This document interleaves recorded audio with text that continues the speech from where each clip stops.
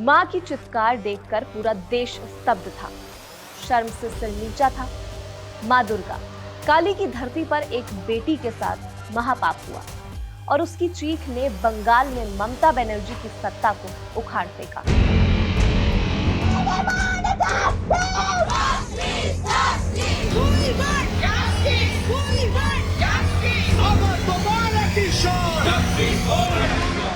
बंगाल मां दुर्गा की भूमि, जिन्होंने राक्षसों का संहार किया, अन्याय के विरुद्ध खड़ी हुई और सत्य की जीत का मार्ग प्रशस्त किया।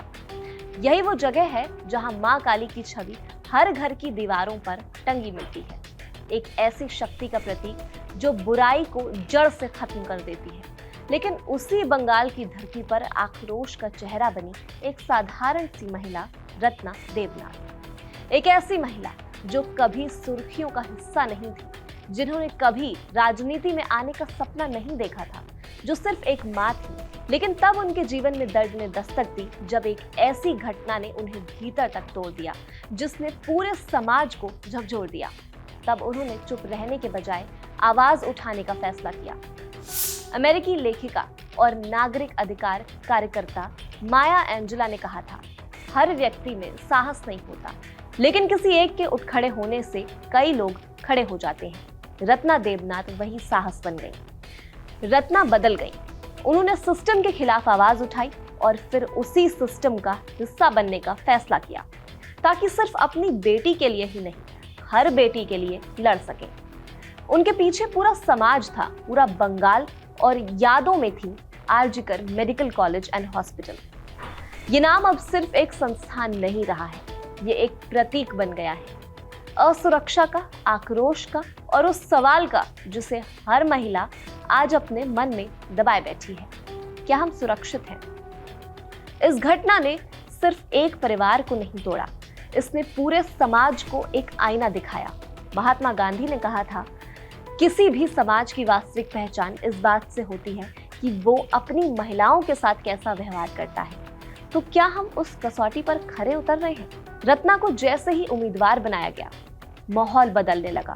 ये चुनाव अब किसी पार्टी का नहीं रहा, ये बन गया एक मां बनाम व्यवस्था का। प्रचार के दौरान जो तस्वीरें सामने आई थी, वो राजनीति से कहीं आगे थी। महिलाएं रत्ना को गले लगाती दिखी, रोती थी और कहती थी, हम तुम्हारे साथ हैं। ये सिर्फ समर्थन नहीं था, ये साझा दर्द था।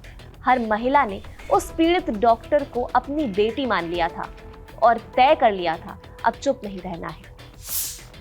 रोमेश दार्शनिक सिरसो ने कहा था, न्याय में देरी न्याय से इनकार के बराबर है। और जब समाज को लगता है कि न्याय नहीं मिल रहा है, तो आक्रोश जन्म लेता है। धीरे धीरे वही आक्रोश एक लहर बनता है और फिर वही लहर सत्ता की दिशा बदल देती है। चुनाव के नतीजे आए और तस्वीर पूरी तरह से बदल गई। जैसे ही आंकड़े सामने आए, सियासी गलियारों में सन्नाटा छा गया। ममता बनर्जी भावनीपुर से हार गई थी। ये सिर्फ एक हार नहीं थी, ये विश्वास का टूटना था। लेकिन इस कहानी का सबसे बड़ा अध्याय कहीं और लिखा गया था। पानीहाटी विधानसभा क्षेत्र से तृणमूल कांग्रेस के उम्मीदवार तीर्थकर घोष 28,000 से ज्यादा वोटों से हार गए थे और इतिहास लिखा गया। इतिहासकार युवाल नोआ हरारी लिखते हैं, जब व्यवस्था न्याय देने में विफल हो जाती है तो समाज विद्रोह करना सीख जाता है, और बंगाल ने इस बार वही किया, विद्रोह। ममता बनर्जी एक मजबूत नेता, एक महिला चेहरा जिन्हें लोग दीदी कहते थे। उन्होंने हमेशा कहा, महिलाओं की सुरक्षा हमारी प्राथमिकता है।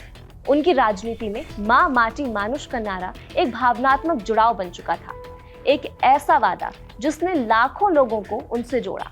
लेकिन इस बार उसी नारे के केंद्र में सवाल खड़ा हो गया, क्या मां को समझने में कहीं चूक हो गई? क्या माटी की उन बेटियों की आवाज सिस्टम तक नहीं पहुंच सकी, या फिर उसे सुना ही नहीं गया? ये सवाल सिर्फ राजनीति का नहीं है, ये सवाल भरोसे का है, उस भरोसे का है जो सालों में बनता है और एक घटना से टूट भी सकता है।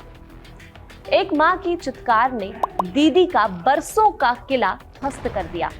ये सिर्फ एक लाइन नहीं, ये इतिहास है। राजनीति बदलती रहेगी, सरकारें आती जाती रहेंगी, लेकिन अगर समाज सुरक्षित नहीं होगा तो विकास सिर्फ एक भ्रम बनकर रह जाएगा।